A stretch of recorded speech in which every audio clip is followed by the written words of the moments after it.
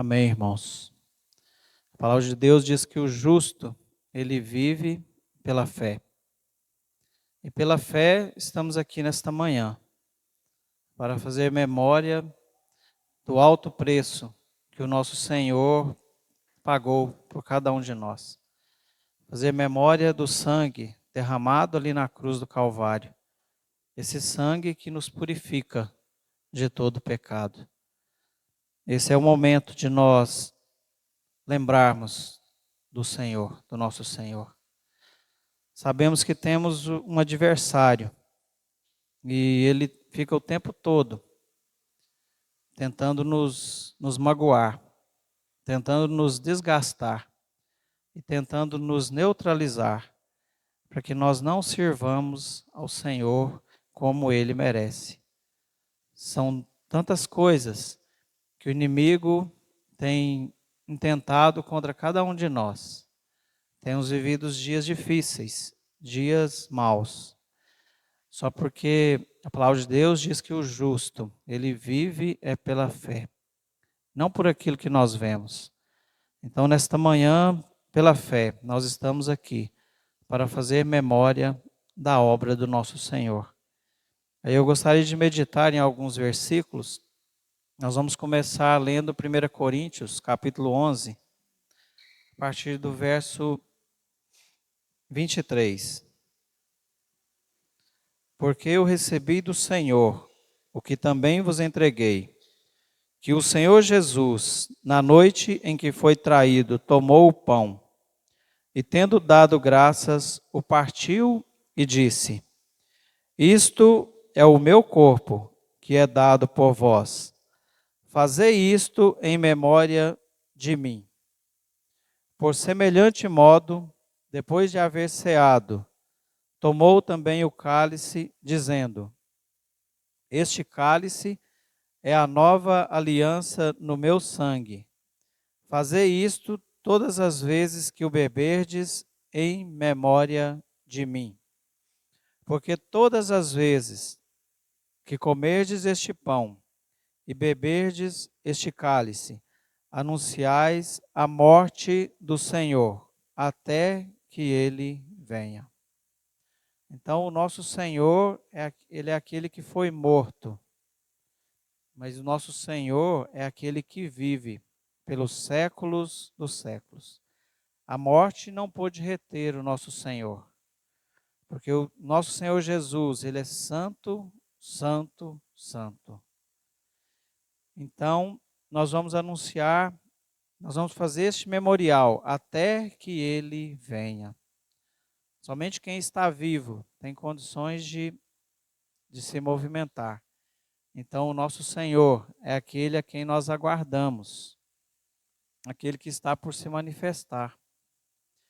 Agora eu gostaria de ler em Malaquias, capítulo 3, que fala acerca da volta do nosso Senhor.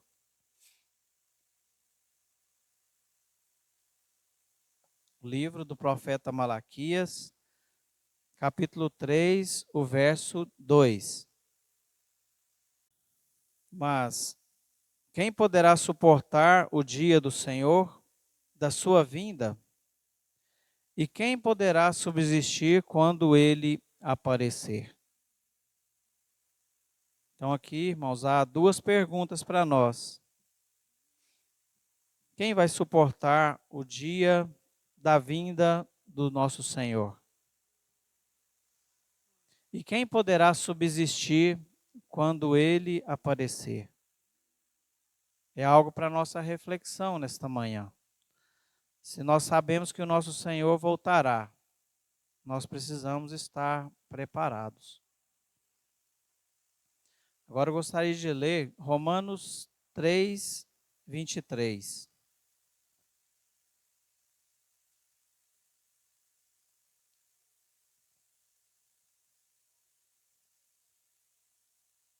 Em Romanos 3, 23, diz o seguinte: Pois todos pecaram e carecem da glória de Deus.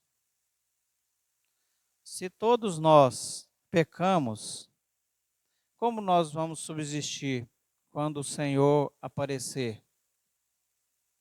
como nós poderemos suportar o dia da volta do nosso Senhor?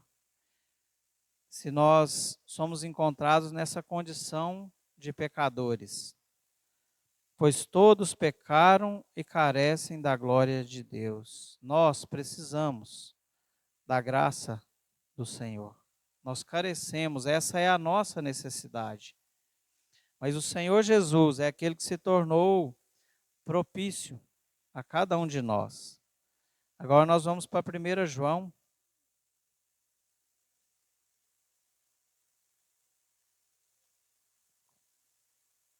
Sabedores da nossa condição, como subsistiremos quando ele aparecer? Nós vamos ler o versículo 8 do capítulo 1 de 1 João. Se dissermos que não temos pecado nenhum, a nós mesmos nos enganamos e a verdade não está em nós. O verso 10. Se dissermos que não temos cometido pecado, fazemo-lo mentiroso e a sua palavra não está em nós. Então essa é a nossa condição. Agora nós vamos para Romanos capítulo 7. Livro de Romanos capítulo 7.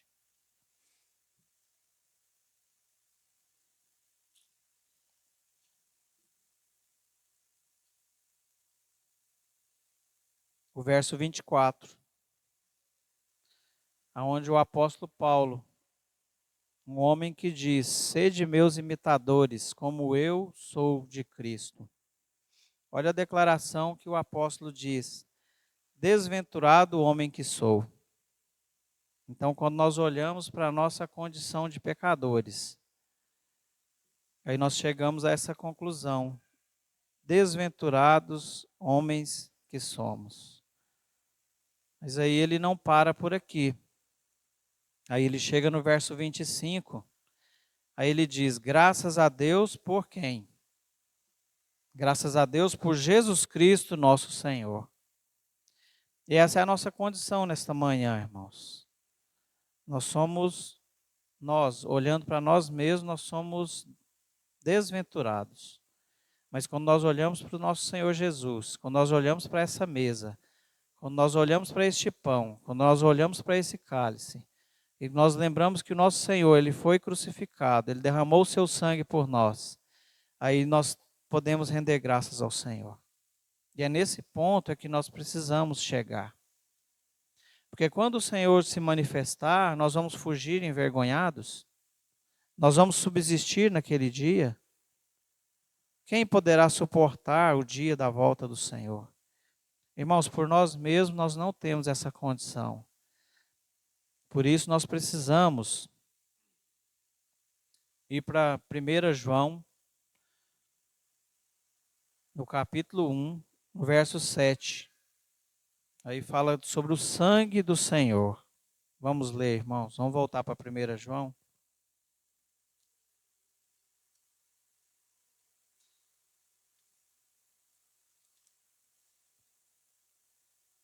1 João, capítulo 1, verso 7.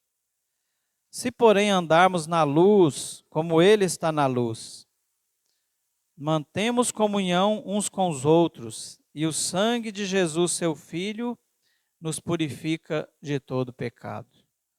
Então, aqui é um ponto que nós precisamos refletir. Nós temos andado na luz. O Senhor Jesus, Ele é a luz do mundo. Eu tenho andado na presença do Senhor. Aqui diz: se nós andarmos na luz, como Ele está na luz, nós mantemos comunhão uns com os outros. Então, é algo que nós precisamos considerar. Eu tenho tido comunhão com os meus irmãos, eu tenho andado na luz. Se isto é realidade nas nossas vidas, aqui há uma declaração maravilhosa. E o sangue de Jesus, seu Filho, nos purifica de todo pecado. Não é só de alguns, é de todo pecado. Então, a honra e a glória é toda do nosso Senhor.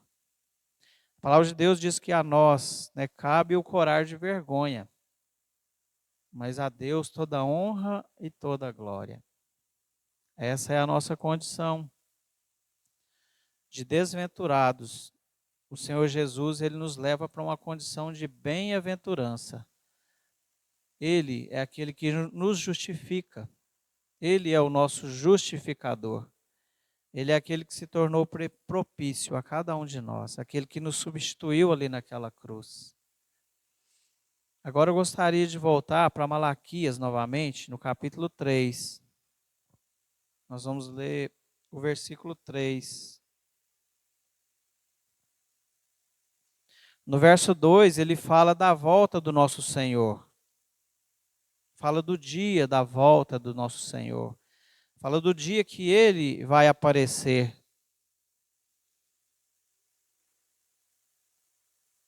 E aí,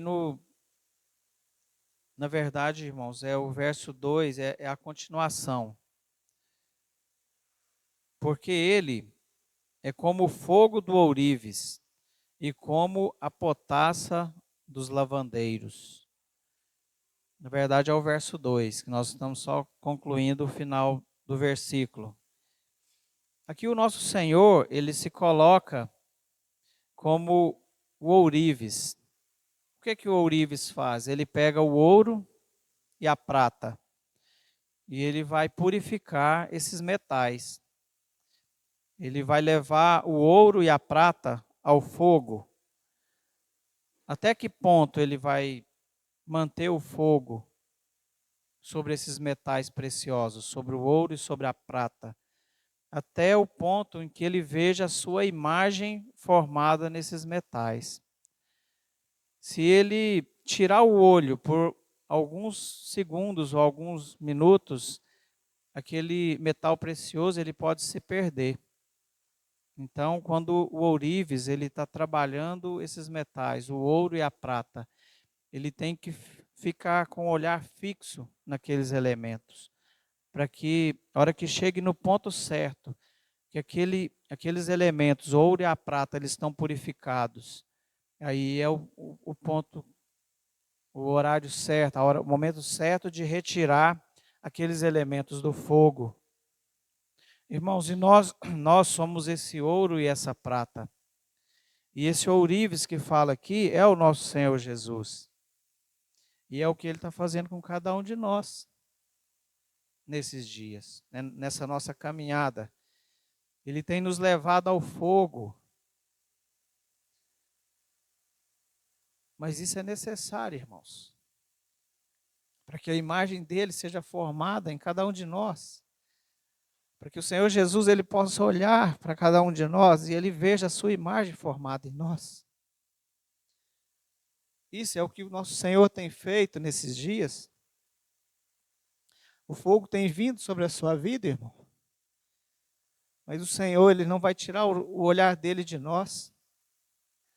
Ele vai manter o seu olhar fixo em cada um de nós até que a imagem dele seja formada nas nossas vidas, até que ele veja a sua imagem refletida em cada um de nós. Isso é o que o nosso Senhor tem feito nesses dias. Nesses dias que antecede a volta do Senhor, e nós precisamos, irmãos, permitir que o Senhor trabalhe na nossa vida, para que nós sejamos purificados. Esse é o trabalhar do nosso Senhor nas nossas vidas. E aqui ele faz uma outra comparação no finalzinho do versículo. Ele fala também que é como a potassa dos lavandeiros. Às vezes é difícil para nós entendermos essa comparação, porque essa profissão de lavandeiro, ela praticamente foi extinta, mas no passado era uma profissão que passava de pai para filho. O pai era lavandeiro, o filho era lavandeiro, e isso ia passando de geração em geração. Porque no passado, irmãos, às vezes as pessoas tinham dificuldade até de achar água potável para tomar.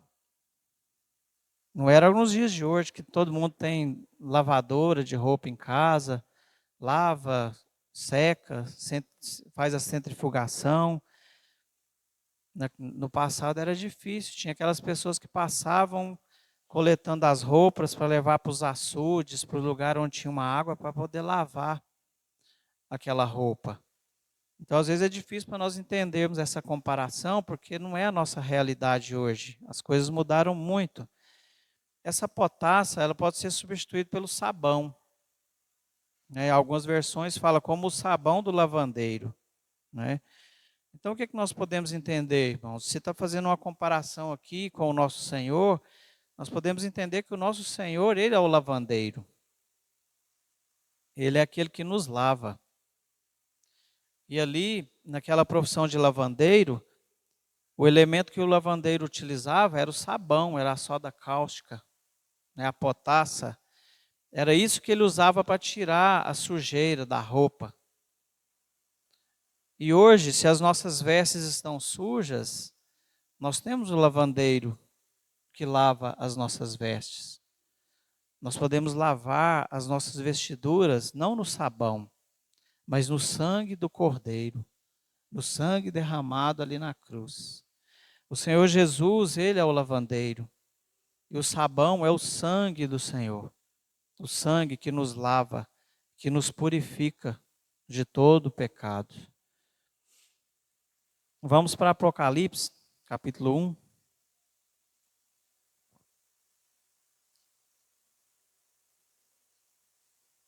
Apocalipse, capítulo 1, verso 5.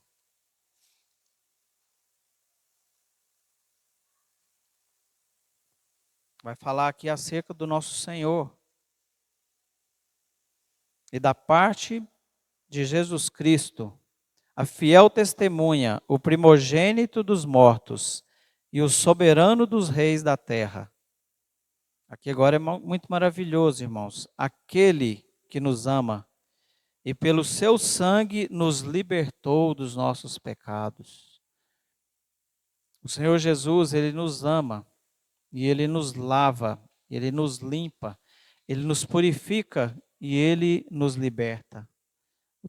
O sangue dele é poderoso na vida de cada um de nós. Apocalipse 22. Apocalipse 22, o verso 14. Nós lemos em Romanos 7, 24, onde o apóstolo Paulo disse: desventurado o homem que sou, quem me livrará desse corpo de morte? Aí aqui agora nós vemos o nosso Senhor Jesus fazendo uma declaração maravilhosa. Qual que é a nossa condição hoje diante do nosso Senhor? Bem-aventurados aqueles que lavam as suas vestiduras no sangue do Cordeiro. Irmãos, somos bem-aventurados. Por quê? Porque nós temos lavado as nossas vestes no sangue do Cordeiro. E é este memorial que estamos fazendo aqui nesta manhã, irmãos. E é isso que deve vir à nossa mente. Bem-aventurados aqueles que lavam as suas vestiduras no sangue do Cordeiro, para que lhes assista o direito à árvore da vida e entrem na cidade pelas portas. Então, hoje, por causa do sangue do Senhor Jesus, nós somos justificados, nós somos felizes, nós somos bem-aventurados. Vamos voltar para 1 Coríntios, capítulo 11. Nós vamos começar a ler a partir do verso 27. Vamos ler até o 29. Por isso, aquele que comer o pão ou beber o cálice indignamente será réu do corpo e do sangue do Senhor. Examine-se, pois, o homem a si mesmo, e assim coma do pão e beba do cálice. Pois quem come e bebe sem discernir o corpo, come e bebe juízo para si. Com base em tudo que nós vimos aqui nesta manhã, que o nosso Senhor é aquele que nos purifica, aquele que nos lava. Aqui agora há um chamado a cada um de nós. Examine-se, pois, o homem a si mesmo, e assim coma do pão e beba do cálice. Então esse é o convite que o Senhor nos faz nesta manhã, irmãos. Precisamos examinar a nós mesmos. A palavra de Deus diz que o Espírito Santo é aquele que nos convence do pecado, da justiça e do juízo. Então cabe a cada um de nós fazer esse examine-se a si mesmo. E assim coma do pão e beba do cálice. E se há algo, irmãos, que precisa ser corrigido, assim que você terminar de comer do pão, beber do cálice, é que você renove a sua aliança com o Senhor. E que você corrija aquilo que precisa ser corrigido. E que você mude aquilo que precisa ser mudado. E que eu também faça essa reflexão. Aquilo que precisa ser corrigido. Para que quando o Senhor se manifestar, nós não fujamos envergonhados. Precisamos andar na luz, assim como o nosso Senhor está na luz. Para que nós possamos ter comunhão uns com os outros. E essa mesa, ela fala de comunhão. Comunhão primeiro com o nosso Senhor e comunhão uns com os outros, porque nós somos colocados em um corpo. Então nós precisamos discernir isso, que nós somos membros de um corpo, o corpo de Cristo. Amém. Pai querido, em nome de Jesus, queremos render graças ao Senhor pelo pão e pelo cálice. Queremos, Senhor, nesta manhã, fazer memória do Senhor. Fazer memória do tão grande amor do Senhor. Fazer memória do alto preço que o Senhor pagou por cada um de nós. Queremos render graça ao Senhor pela purificação dos nossos pecados. Queremos render graças ao Senhor porque podemos lavar as nossas vestiduras no teu sangue. Pai querido, bendito seja o teu nome. Senhor Jesus, a ti toda honra, toda glória, todo louvor. Amém, Senhor.